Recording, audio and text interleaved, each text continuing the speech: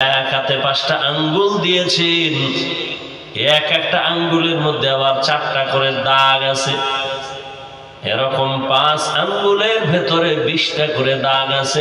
অনর্থক আল্লাহ দেন নাই। ও গোলাম, 5 বেলার নামাজ আদায় করবি, নামাজ আদায় করিয়া 1 মিনিটের একটা আমল করবি।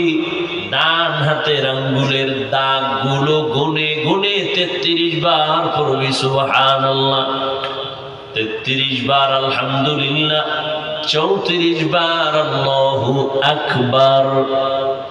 5 বেলার নামাজে 5 বারে আমলটা চালাও।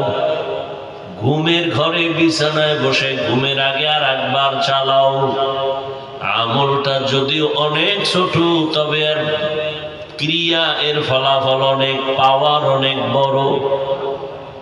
এই যে আঙ্গুলের একটা দাগ আল্লাহ অনর্থক বানান।